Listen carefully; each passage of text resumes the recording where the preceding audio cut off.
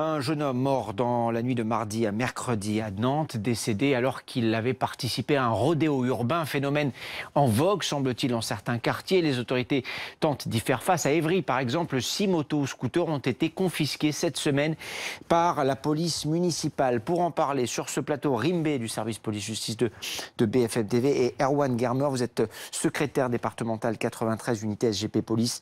Les phénomènes des rodéos sauvages, ils augmentent, ça c'est depuis quelque temps, depuis plusieurs semaines ou c'est stable? Absolument pas. Je partage ce qui vient d'être dit, c'est-à-dire qu'en fait c'est un phénomène qui existe depuis déjà plusieurs années.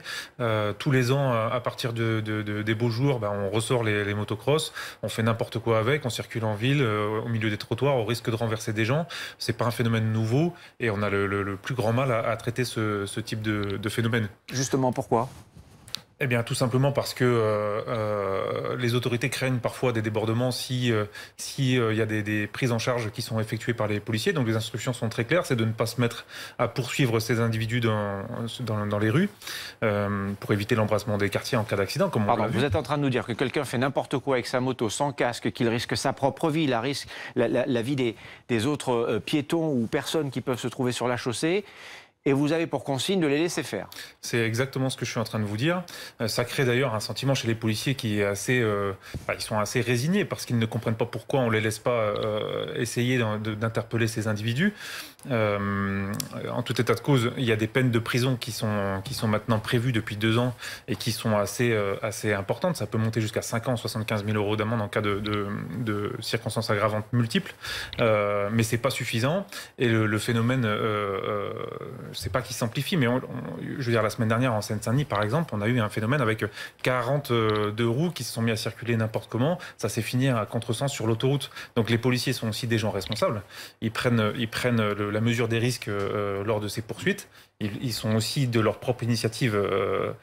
Parfois, ils arrêtent ces poursuites pour ne pas se mettre en difficulté eux-mêmes, mais aussi les concitoyens qui pourraient rencontrer sur ce genre de poursuites.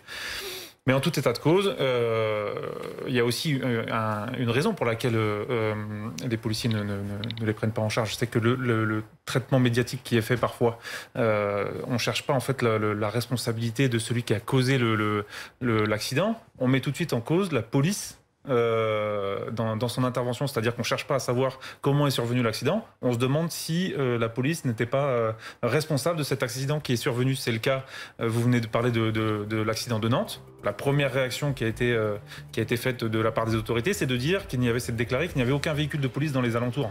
C'est quand même difficilement compréhensible pour un policier qui, lui, dans l'exercice de sa mission, son rôle principal, c'est d'interpeller les auteurs de flagrants délits, tout simplement.